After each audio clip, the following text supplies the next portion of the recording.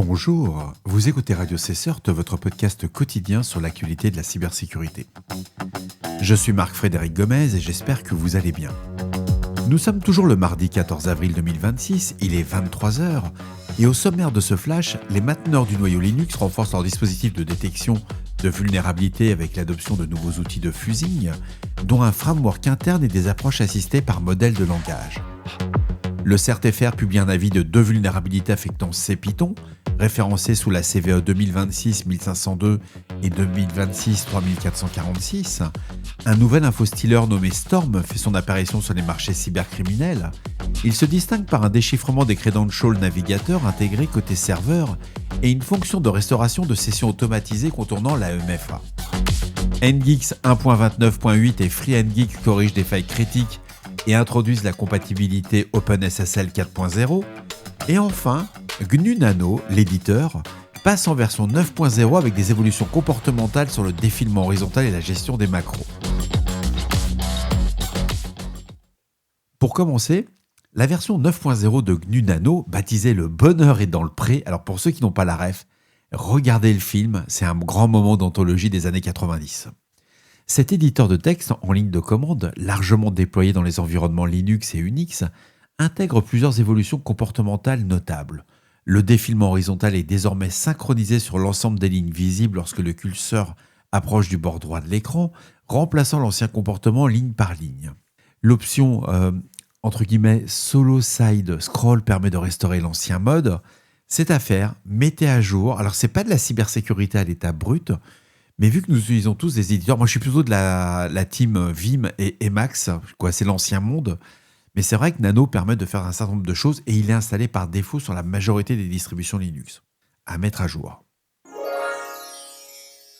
Les mainteneurs du noyau Linux, dont Greg Kroat-Hartman, adoptent de nouveaux outils de fusing pour renforcer la détection de vulnérabilités en amont du cycle de développement. Un framework interne désigné sous le nom de Clanker a déjà permis d'identifier plusieurs bugs dans des sous-systèmes variés, le code réseau SMB, KSMBD, les sous-systèmes USB et HID, le système de fichiers F2FS ainsi que des pilotes Wi-Fi.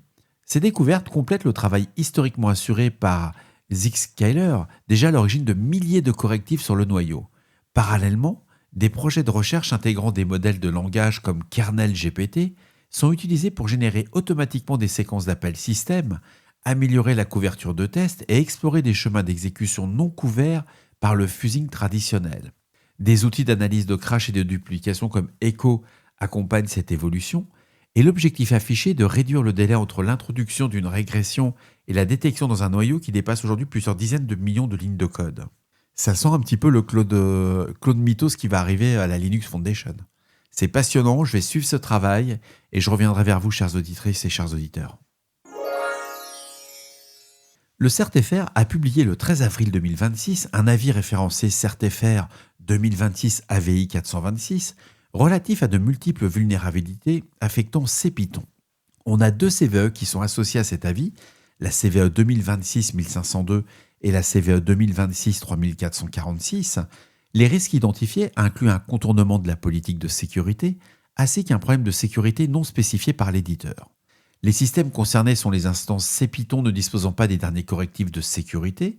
Les bulletins de sécurité sources ont été publiés par le projet Python le 10 avril 2026 via la liste Security Announces. Aucun détail technique complémentaire sur les vecteurs d'exploitation ou les composants précisément affectés n'est fourni dans l'avis à ce stade. Selon Varonis Threat Labs, un nouvel infostealer nommé Storm est commercialisé depuis début 2026 sur des forums cybercriminels, à partir de $900 par mois.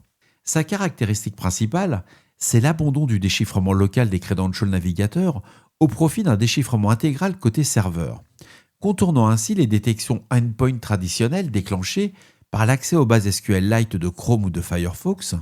Storm va prendre en charge les navigateurs Chromium et Gecko. Une fois les données collectées, cookies de session, mots de passe, tokens Google, données de carte bancaire, les wallets crypto, elles vont être transmises via des nœuds VPS opérateurs vers l'infrastructure centrale.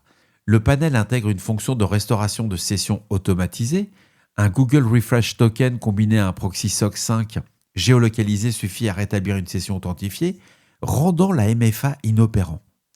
Storm cible également Telegram, Signal, Discord et les extensions de Wallet. L'exécution s'effectue en mémoire. Le loader peut récupérer jusqu'à 10 payloads additionnels via le T1105 à la date d'analyse. Ce panel recensait 1715 entrées, couvrant plusieurs pays dont les États-Unis, l'Inde et le Brésil. Mais surtout, ce qu'on retient, c'est il faut tout sauf stocker ses repères. Je sais que c'est hyper facile, c'est hyper fun, mais on ne stocke pas ses mots de passe et ses identifiants dans son navigateur, quoi. La base. Et après, ça s'étonne que ça se fait poncer, quoi. On a appris la sortie de la version de NGIX 1.29.8 qui a été publiée le 7 avril, corrigeant des failles de sécurité qualifiées de critiques par les développeurs. Sans que les CVE associés ne soient détaillés dans l'annonce, le projet FreeNGIX a simultanément publié une version équivalente. Cette mise à jour introduit la compatibilité complète avec OpenSSL 4.0, permettant l'utilisation des derniers standards de cryptographie disponibles, et parmi les ajouts fonctionnels notables, une nouvelle directive, Max Headers, permet de limiter le nombre d'entêtes HTTP traitées par le serveur.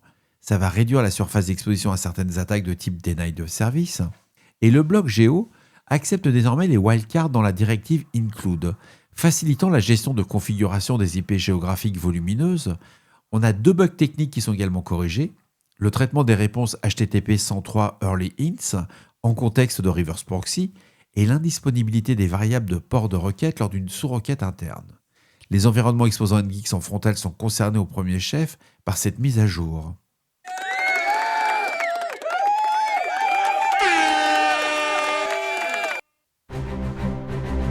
Et voilà, ce 628e épisode se termine ici pour aujourd'hui. J'espère qu'il vous apportera toutes les informations claires et utiles. Bien entendu, vous retrouverez toutes les sources et les références qui ont permis de créer ce flash info dans la description de l'épisode et sur le site de radiocesseur.org. Je cours par faire le patch Tuesday. Il est sorti. Alors je peux déjà vous dire en avant-première, on a 167 CVE, il y en a 8 qui sont critiques, 2 0 day, il y a 20 RCE. Ouais, ça sent le sapin. Mais je vous fais un épisode spécial dans la foulée. Là, je termine celui-ci, je le publie. On n'est pas couché, mais demain matin, quand vous écouterez Radio Cesseur, vous aurez tout sur le patch Tuesday. Et je vous prépare un doc. Je vais vous mettre un doc à disposition. Je sais pas si je le mets sur LinkedIn ou sur mon blog, je vais voir. J'ai préparé un petit truc sympa. Quoi, pour moi, je trouve ça sympa. D'ici là, on ne réfléchit pas. On patch.